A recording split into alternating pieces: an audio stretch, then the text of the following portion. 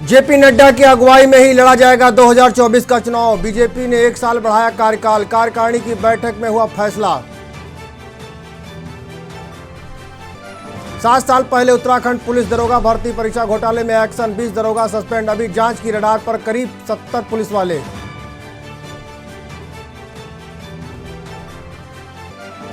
भू धसाव पर भाजपा का केंद्रीय नेतृत्व भी चिंतित। मुख्यमंत्री समेत अन्य नेताओं से ली जानकारी, हर संभव मदद कर दिया आश्वासन।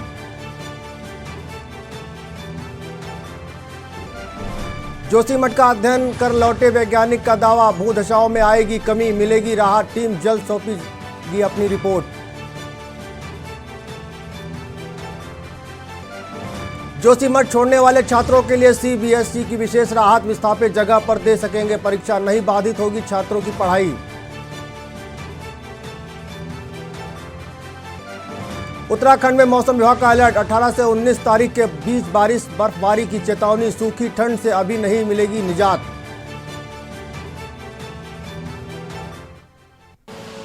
आप देख रहे हैं के न्यूज, खबरों का सारथी। नमस्कार, मैं हूं भानु प्रताप सिंह, आप देख रहे हैं के न्यूज। चलते हैं खबरों की तरफ।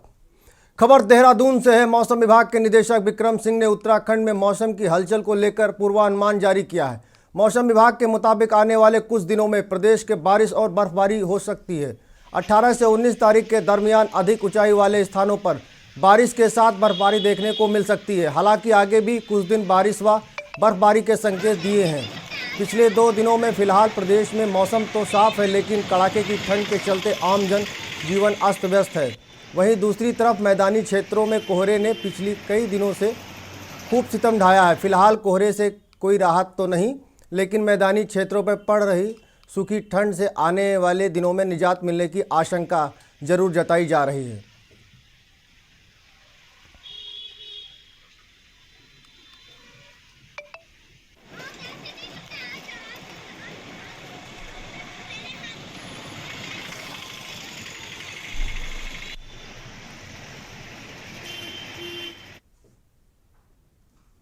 रामनगर विकास खंड के अंतर्गत ग्रामीण क्षेत्र में रहने वाले नाबालिग किशोरी का अपहरण करने का प्रयास किया गया, जिसे मौके पर मौजूद कुछ ग्रामीणों ने असफल कर दिया। घटना के संबंध में ग्रामीण ललित उत्प्रेती ने बताया कि 2 युवक जो कि उत्तर प्रदेश के रहने वाले हैं, गांव में मंगलवार की सुबह एक नाबालिग किशोरी को घर से बुलाकर अपने साथ ले जाने की फिराक में थे।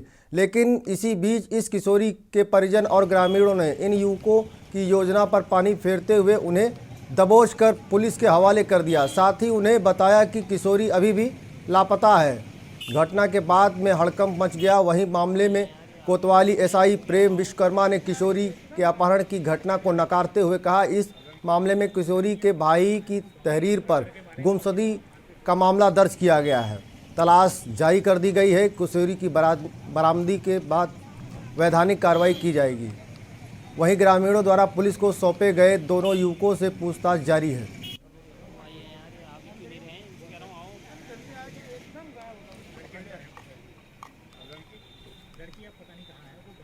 सुबह सुबह कहाँ जा रही है, तो गांव वालों को शक हुआ तो उन्होंने लड़कों को पकड़ लिया और लड़कों को पकड़ा तो उन्होंने जो है उससे लड़कों से पूछताछ करी। उन्होंने कोई जवाब ठीक ढंग से दे नहीं पाए, तो उन्होंने लड़कों की पिटाई कर दी। और शक है कि ये लड़के इसी तरह से लड़कियों को बहला फुसला के ले जाया करते थे। और अभी सूचना आई है, खबर मिली कि इस तरह से पहले भी इसी पड़ोस से एक लड़की गायब हुई है और जिसके भी कोई उसके माँ बाप ने कोई रिपोर्ट नहीं लिखाई। असल में वो बालिग भी थी, तो ये नाबालिग होने के कारण अभी 11वीं में पढ़ रही है। तो माँ बाप को शक था कि मेरी लड़की को ये लोग भगाने की कोशिश कर रहे हैं। नहीं, ये मामला नहीं है। आज सूरज सिंह पुत्र श्री गोविंद सिंह निवासी नई बस्ती कानिया ने एक तहरीर दिया थाने में। उन्होंने बताया कि उनकी नाबालिग बहन घर से सुबह आज 5 बजे बिना बताए चली गई है। उनकी तहरीर के आधार पर हमारे द्वारा जो अभियोग पंजीकृत किया गया है और ऐसा कोई मामला नहीं है। और लड़की के बरामद के बाद जो विधिक कार्रवाई होगी अमल में लाई जाएगी। रामनगर के अंदर समान रॉयल्टी रेट को लेकर बीते लंबे समय में ट्रांसपोर्टरों के विरोध पर वन निगम अध्यक्ष कैलाश गहतोड़ी ने बड़ी घोषणा की है। उन्होंने कहा कि रॉयल्टी रेट को समान करने को लेकर उच्च स्तर पर लगातार चर्चा की जा रही है। उन्होंने कहा कि अगले 1 सप्ताह में रॉयल्टी रेट को लेकर निर्णय लिया जा सकता है। मंगलवार को वन निगम अध्यक्ष कैलाश गहतोड़ी रामनगर सिंचाई विभाग के कार्यालय में पहुंचे, जहां उन्होंने कार्यकर्ताओं और निगम कर्मियों के साथ मुलाकात की। उन्होंने निगम कर्मियों में जो समस्याएं थी उनको सुना और दबका नदी चुगान और कार्यकाल बढ़ाने को लेकर भी चर्चा की। वन कर्मियों से चर्चा की। उन्होंने कहा कि रॉयल्टी रेट में अंतर चलते निगम के राजस्व में कमी आ रही है। रॉयल्टी रेट को समान करने को लेकर उच्च स्तर पर चर्चा लगातार की जा रही है। अगले एक सप्ताह में रॉयल्टी रेट को लेकर निर्णय लिया जा सकता है। अध्यक्ष जी इधर को देखना।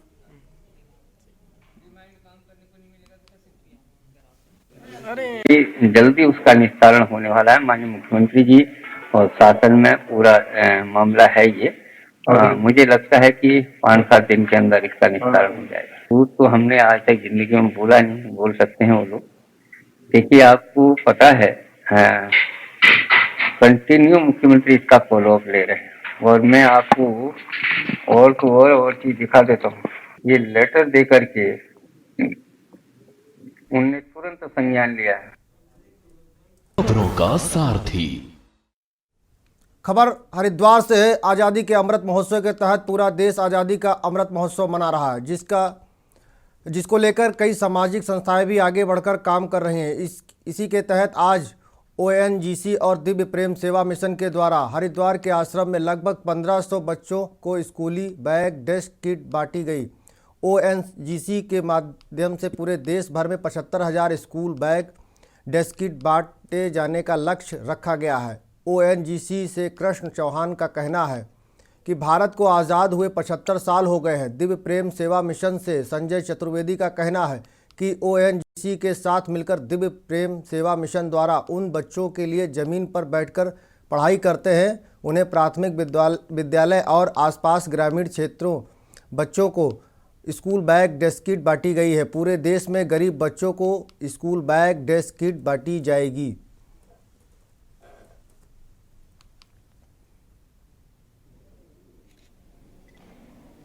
भारत को आज 75 वर्ष हो गए हैं आज़ाद हुए। तो आज़ादी का अमृत महोत्सव के अंदर में ये हमने पूरे भारत में 75,000 डेस्क किट बांटी जाएंगी जगह जगह पे। आज हमने हरिद्वार में दिव्य प्रेम सेवा संस्थान में 1500 डेस्क किट का वितरण किया है। दिव्य प्रेम सेवा मिशन और ONGC फाउंडेशन के तत्वाधान में संयुक्त उपक्रम में हम लोगों ने जो बच्चे ऐसे जो ज़मीन पे बैठ के पढ़ते हैं उनके लिए एक डेस्क किट, ऐसी किट जो डेस्क के रूप में हो और जिसको बैग में हम रख सकते हैं, और एक पानी की बोतल जिससे हम साफ़ पानी पी सकें, ऐसा बच्चों के लिए उपलब्ध कराया गया है। कुल मिला के लगभग 1500 हमने हरिद्वार में आसपास के क्षेत्रों में जो गाँव के बच्चे हैं, प्राथमिक विद्यालय के बच्चे हैं, उन बच्चों को हमने वितरित कराया है। पौड़ी में गढ़वाल सांसद एवं पूर्व CM तीरथ सिंह के बयान पर अब सियासत शुरू हो गई है। यहाँ कांग्रेस ने सरकार पौड़ी की अपेक्षा का आरोप लगाया है। दरअसल कुछ दिन पूर्व ही विकास कार्यों की बैठक लेने पौड़ी पहुंचे गढ़वाल सांसद से जब पौड़ी के विकास और यहाँ की समस्याओं पर सवाल किया तो सांसद तीरथ रावत ने कहा कि पौड़ी कोई भी समस्या नहीं है। अगर समस्या होती तो जनप्रतिनिधि उनके समक्ष रखते, समस्या का निस्तारण किया जाता। वहीं सांसद तीरथ सिंह रावत के बयानों के बाद पूर्व ब्लॉक प्रमुख कोट एवं कांग्रेस के प्रदेश कार्यकारिणी सदस्य नवल किशोर ने सवाल उठाए हैं।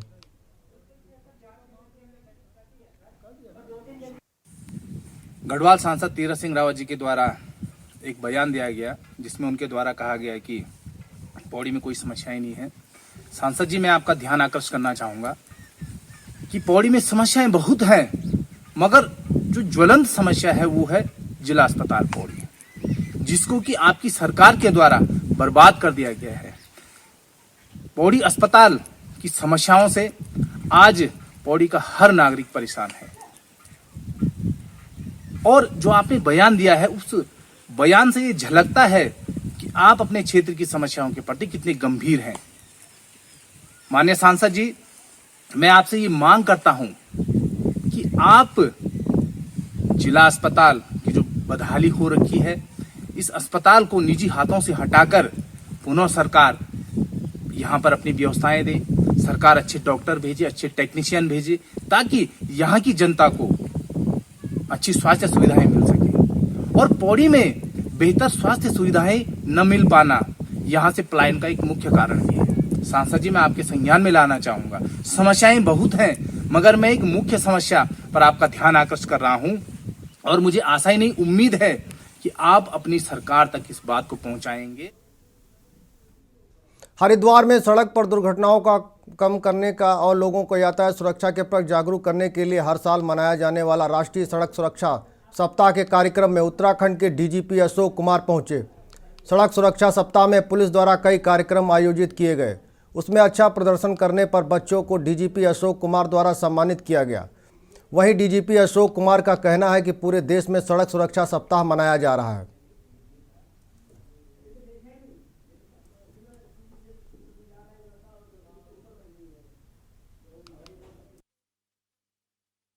इस प्रकरण को नाटक के माध्यम से यहाँ प्रस्तुत किया जा रहा है। सड़क सुरक्षा सप्ताह मनाया जा रहा है पूरे देश में। लोगों को सड़क सुरक्षा के प्रति जागरूक कर रहे हैं, जिससे सड़क दुर्घटनाओं में कमी लाई जा सके, जिससे हम खुद की जान बचाएं और दूसरों की जान भी बचाएं।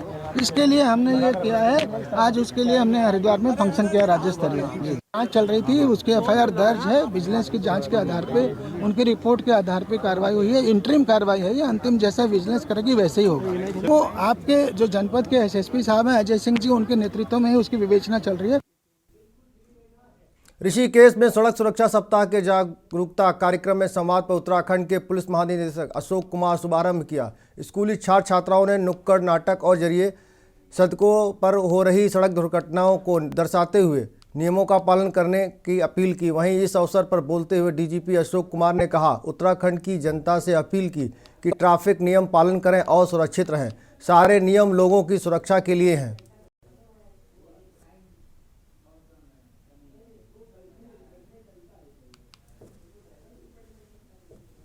में सड़क सुरक्षा सप्ताह मनाया जा रहा है। हमें सड़क सुरक्षा के संबंध में लोगों को जागरूक करना है कि ट्रैफिक के नियमों का पालन करें। ये सारे नियम उनकी खुद की सुरक्षा के लिए बनाए गए हैं। हेलमेट लोगों की अपनी सुरक्षा है, ऐसा नहीं कि उससे हेलमेट लगाने से पुलिस को कुछ मिलने वाला है। ये आपकी अपनी जान के लिए है। जितने भी नियम हैं, जितना भी ओवर स्पीड करने से लोगों की जान ही जाती है। ड्रिंक करके ड्राइव करने से भी कितना बड़ा खतरा, आप खुद के लिए भी खतरा है सड़कों पर, दूसरों के लिए भी खतरा बनता है। तो ये इसीलिए ये सड़क सुरक्षा सप्ताह मनाया गया है।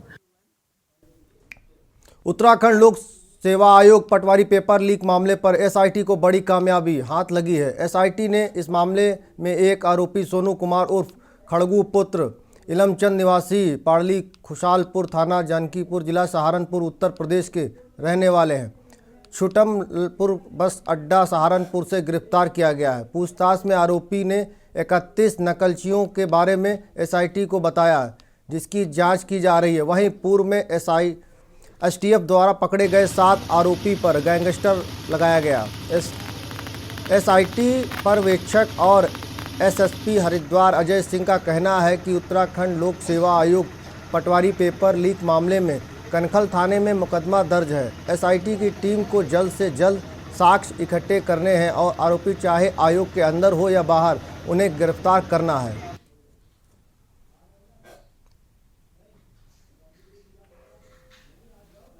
लोक सेवा आयोग जो है वर्तमान में जहाँ कनकल थाने में मुकदमा दर्ज है वो हरिद्वार में स्थित है। और साथ ही साथ पूर्व में भर्तियों में जो हमने कार्रवाई करी थी उसमें क्या क्या दिक्कतें आती हैं और किस हद तक हमें यहाँ पर साक्ष्यों को जल्दी जल्दी संकलित करना है और कोई भी दोषी हो उसको गिरफ्तार भी करना है। साथ ही साथ कहीं भी हो, चाहे आयोग के अंदर कोई लैप्सेस हो, चाहे बाहर कोई ऐसे व्यक्ति हो, उसकी भी पहचान करके जिससे कि आगे हमारी जो परीक्षाएं हैं उसमें कहीं से भी कहीं कोई आँच ना पाए।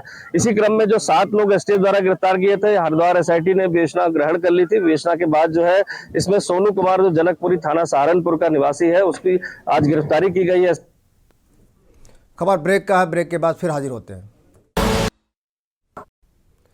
खबर रुड़की से है, जहां सड़क सुरक्षा सप्ताह के अंतर्गत यातायात कार्यालय रुड़की पर वाहन चालकों के लिए निःशुल्क नेत्र जांच शिविर लगाया गया, जिसमें सैकड़ों वाहन चालकों ने लाभ उठाया, जिसके चलते यातायात पुलिस के द्वारा नगर में आमजन को जागरूक करने के लिए विभिन्न अभियान चलाए जा रहे हैं, जिसमें पुलिस द्वारा रैली निकालकर भी लोगों को जागरूक किया गया और अन्य माध्यमों से भी यातायात के नियमों की जानकारी दी जा रही है।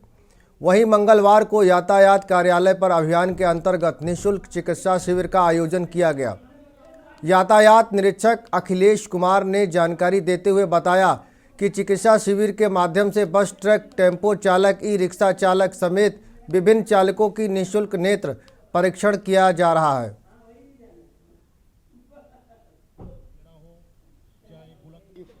कैंप का आयोजन किया है। इसमें जितने भी जो ड्राइवर्स हैं, जो बसों के हैं, जो ट्रकों के हैं और विक्रम स्टैंड और ई रिक्शा वाले जो हैं, तो उन सभी लोगों को बुलाया, जो चालक हैं उनको बुलाया है। कि आपने भी देखा होगा कभी कभी कि वो ड्राइवर ये बोलता है कि मुझे विजिबिलिटी हो नहीं पाई। तो आमतौर पे क्या होता है, गरीब होते हैं, समय की कमी रहती है, दिखा नहीं पाते हैं। तो आज हमारा प्रयास यही है कि सभी लोगों को एक बार यहाँ पे बुलाया जाए, रुड़की के जितने भी ड्राइवर्स हैं, और उनका एक नेत्र परीक्षण किया जाए। अगर किसी के नेत्रों में कोई दिक्कत होती है तो उसे फ्री ऑफ कॉस्ट उसको चश्मे वगैरह भी वितरित किए जाएंगे।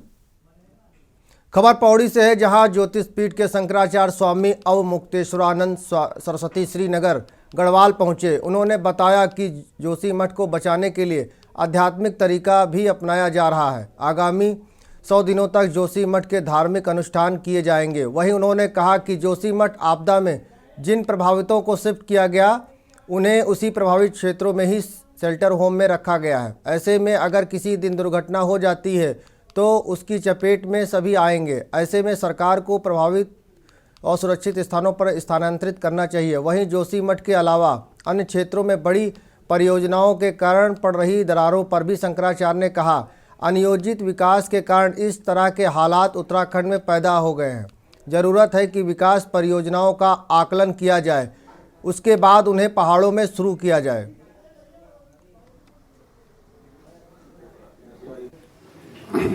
अभी ये मान लेना कि जोशीमठ छोड़ करके नया जोशीमठ ही बसाना पड़ेगा, जल्दबाजी है हमारे अनुसार। थोड़ा सा रुकना चाहिए। जो लोग जाना चाहते हैं उनके बारे में एक नीति बना देनी चाहिए, लेकिन जो लोग रुकना चाहते हैं उनके रक्षण के लिए उपाय करने चाहिए। और हमको ये भरोसा है कि जोशीमठ की रक्षा होगी और दूसरे जोशीमठ बसाने की आवश्यकता नहीं पड़ेगी। खबर हल्द्वानी से है, जहां पटवारी भर्ती में पेपर लीक होने के बाद कांग्रेस ने अब एक बार फिर से सरकार को घेरना शुरू कर दिया है। हल्द्वानी में नेता प्रतिपक्ष यशपाल आर्य के नेतृत्व में कांग्रेस कार्यकर्ताओं ने मौन उपवास रखकर सरकार के खिलाफ जोरदार प्रदर्शन किया। इस दौरान हल्द्वानी के बुद्ध पार्क में सैकड़ों कांग्रेस कार्यकर्ता प्रतियोगी परीक्षाओं में भाग लेने वाले युवा मौजूद रहे। सरकार के संरक्षण भर्तियों में धांधली का आरोप लगाते हुए नेता प्रतिपक्ष यशपाल आर्य ने कहा कि पहले उत्तराखंड अधीनस्थ सेवा चयन आयोग की भर्ती हो और अब उत्तराखंड लोक सेवा आयोग युवाओं के भविष्य के साथ खुलेआम खिलवाड़ हो रहा है।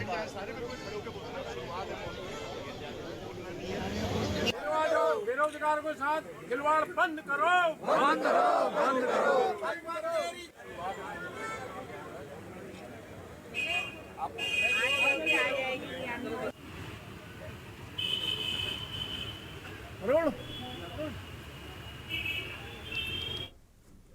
खबर मंगलौर से है, जहां जनवरी माह की शुरुआत में ही सोने के दामों में उछाल शुरू हो गई। साल के दूसरे हफ्ते तक सोने के भाव ने पिछले 2 साल का रिकॉर्ड तोड़ दिया।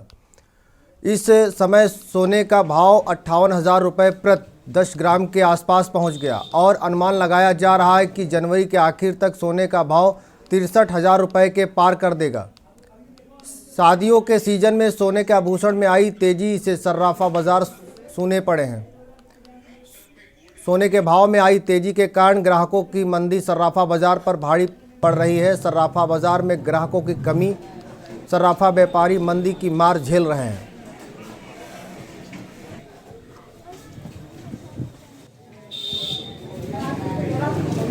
जो हैं आसमान छू रहे हैं, यहाँ तक कि गृहस्थी चलाना भी बड़ा मुश्किल हो गया है, बजट बिगड़ा हुआ है।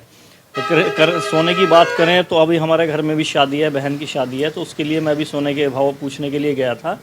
तो अब से कुछ दिनों पहले 48,000 रुपये भाव बताया था मुझे, लेकिन अब 2 दिन बाद मुझे पता चला कि 53,000 है और आज 57 भी क्रॉस कर चुका है। अब शादियों का सीज़न भी सर पे है, बहन की शादी भी है। अब ऐसे हम सोच रहे हैं कि किस तरह इसका मैनेज करें, किस तरह नहीं। जी क्या कहते हैं? मैं ये कहना चाहूँगा कि पिछले 15 दिनों का अगर हम ट्रेंड देखें, पिछले 15 दिनों में सोने पे लगभग 4,000 रुपये तोला बढ़ चुके हैं। और इसका ये इफेक्ट हुआ हमारी मार्केट पे कि पहले एक तो ग्राहक नहीं था, और अब जो है, जबकि ये जो है शादियों का सीज़न है, लेकिन इसके बावजूद भी ग्राहक देखने को नहीं मिल रहा है। और जो हमारे जो विशेषज्ञ हैं उनका ये कहना है कि सोना अनुमानित है कि इस महीने के अंत तक 60,000 रुपये तोला जा सकता है। खबर लक्सर से है, जहां लक्सर पुलिस ने नशा माफियाओं को लेकर छापेमारी की है। वहीं डेरा कराल के घने जंगलों में पुलिस टीम ने छापेमारी की। पुलिस टीम ने अवैध कच्ची शराब बनाने वाला 10,000 लीटर लहन बरामद किया। नशा मुक्त देवभूमि को लेकर पुलिस अब ले रही है हाई टेक्नोलॉजी का सहारा। पुलिस ड्रोन के सहारे भी खंगाल रही है माफियाओं को।